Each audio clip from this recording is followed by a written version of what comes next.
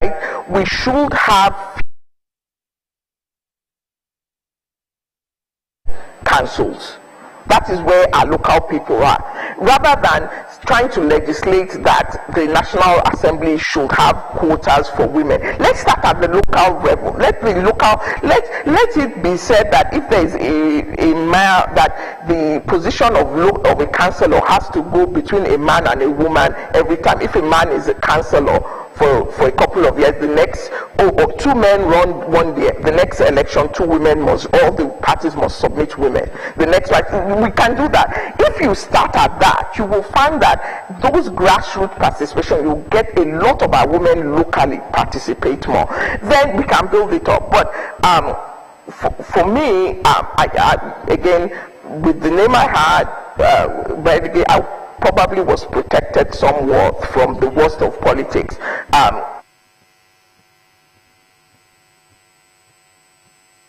9 p.m. Rivers State Governor Siminalayi Fubara has directed heads of administration in the 23 local government areas to take over from the elected council chairman whose 3-year tenure elapsed on Monday. Governor Fubara gave the directive in a state broadcast on Tuesday in Port Harcourt, the Rivers State capital. He said the decision ties with the Constitution's provision and the need to ensure peace and order in the state. Fubara appreciated the efforts and dedication of the council chairman to public service. Meanwhile, the governor of Rivers State, Siminalayi Fubara, has, in the face of the crisis rocking local government leadership in the state, summoned an emergency security meeting. Top of the agenda is the crisis rocking the state at the moment following alleged threats by local government chairmen whose tenure elapsed Monday to invade the council secretariat. Fubara said the Security Council meeting was called because of the recent threats to the peace of the state by the outgone chairman of the local government councils. Hey, big head. Oh, yeah, sorry. Where are you? I'm at the bus stop. Dinner is ready and mommy wants you to come home. Come in as soon as I get a bus.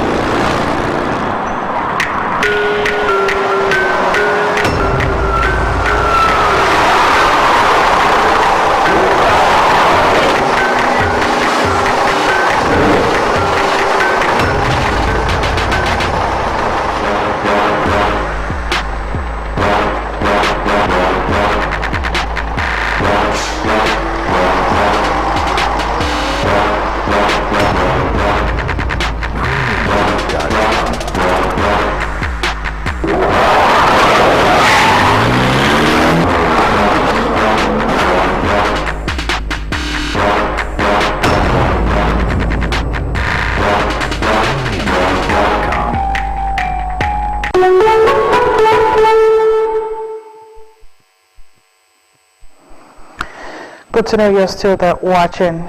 2 more girls trafficked to Ghana have been rescued. The Nigerians in Diaspora Commission (NIDCOM) has disclosed. This is coming barely a week after 11 Nigerian girls trafficked to Ghana were rescued. Abeokuta, Chairman CEO Nigerians in Diaspora Commission, confirmed this in a statement on Tuesday.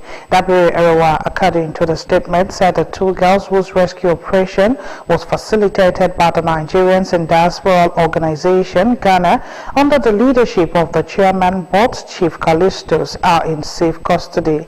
The statement, which was signed by Abdurrahman Balogun, Director of Media, Public Relations and Protocol (NIDCOM), also reiterated a call for concerted efforts in combating human trafficking in all ramifications, and it is another modern form of day slavery.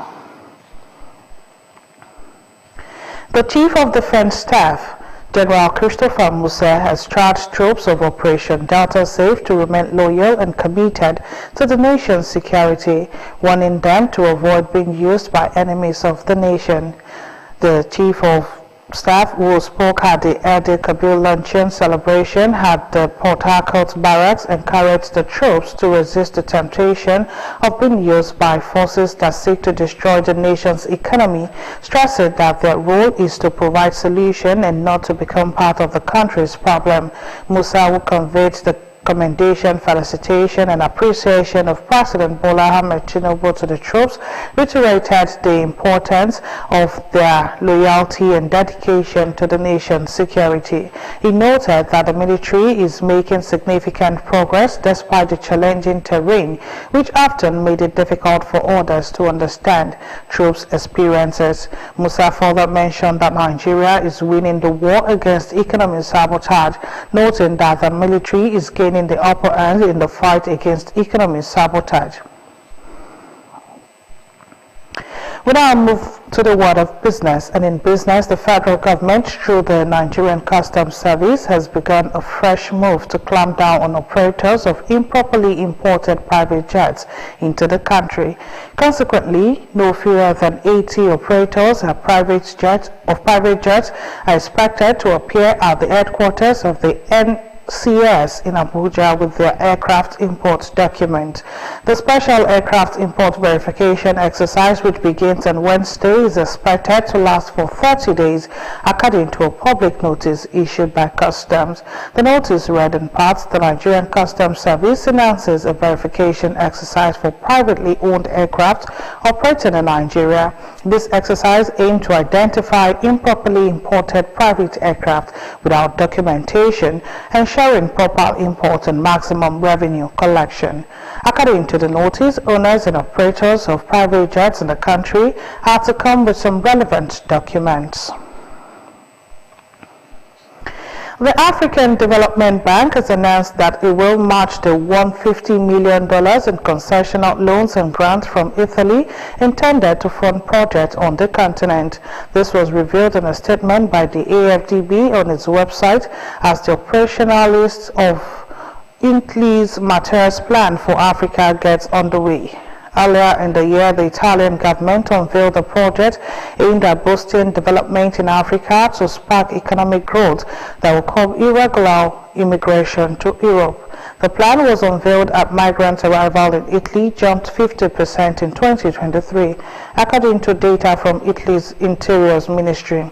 AFDB, which has had a bilateral agreement with Italy, including a co-financing arrangement and trust fund to finance joint projects, stated that Italy had committed approximately $150 million in highly concessional loans and grants, and the African Development Bank Group would at least match the amount.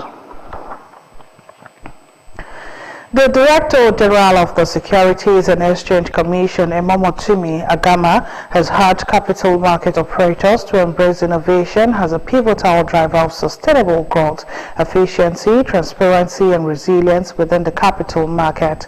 It disclosed this at the 2024 Capital Market Solicitors Association Annual Business Summit in Lagos with the theme Revolutionizing the Nigerian Capital Market through Innovative Financial Instruments for Sustainable Development. It stated that the SEC's proactive stand in adapting regulations is to accommodate emerging financial products and services driven by technology, adding that this approach aims to foster a robust and reliable capital market ecosystem while supporting technological advancement. And on the foreign scene, President Joe Biden has announced a new potential citizenship path for immigrants married to U.S. nationals, balancing a recent crackdown on illegal border crossers in an attempt to thread a tricky pre-election political needle. The Biden administration has been struggling to address immigration, a divisive issue for many Africans ahead of the November presidential election. The Democrat is seeking to be tougher on illegal migrants while constructing himself with Donald Trump, whose attempts to win back the White House is heavily centered on portraying the country as being under assault by what he calls a migrant invasion. Biden's action was immediately condemned by Republicans but hailed by the immigration reform activists. The new rules will streamline the process for those who already qualify for permanent residence by removing a requirement to leave the country as part of the application process. The new rules would apply to those present in the country for at least 10 years and married to a U.S. citizen before June 17, 2024, which the administration estimates to include 500,000 people. UK border force boat has rescued at least 85 migrants off the coast of Kent. The migrants, including young children, were attempting to cross the channel on dinghies. Also, thousands of doctors in Seoul are striking in protest of the plan to introduce more trained physicians into the system. Let's join Layomi Oluwabi for details.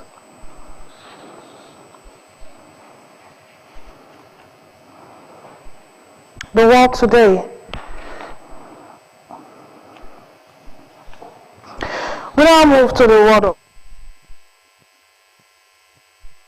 UK border force boat has rescued at least 85 migrants off the coast of Kent. The migrants, including young children, were attempting to cross the channel on dinghies. It is the latest in a string of border force rescues as UK government figures show more than 10,000 migrants have arrived in the UK by the small boats this year. Prime Minister Rishi Sunak has long promised to stop the boats arriving across the channel, many of them carrying people seeking asylum. However, the flow of arrival continues despite his government efforts, and the failure to change the situation has become a major problem for Sunak in the current election, in which his party is universally expected to lose power. Also, thousands of doctors in Seoul are striking in protest of the government's plan to introduce more trained physicians into the system. South Korea has one of the lowest doctor-to-patient ratios among major economies, so the government wants to add more medical school placements. But groups representing doctors argue that the government should prioritize better pay and working conditions. And finally, from the foreign scene, France is increasing security measures in preparation for the opening ceremony of the Paris Olympics next month. Military helicopters will patrol the city and protect airspace on the day of the ambitious 26 July ceremony, which is proving to be a serious security challenge. Around 200 Olympic delegations will join the regatta of more than 80 boats down the Seine. They will make the journey along the 6-kilometer route, which has become a major talking point for its unique openness setup and its exposure to potential danger. Paris Police Chief Laurent Nunes said the route would be inside a high security zone described as an anti-terrorism perimeter, and anyone who wants to enter the zone in the days before the ceremony and on the day itself will need to pre-register online and undergo a background check. And that's it from the foreign scene. From the foreign scene,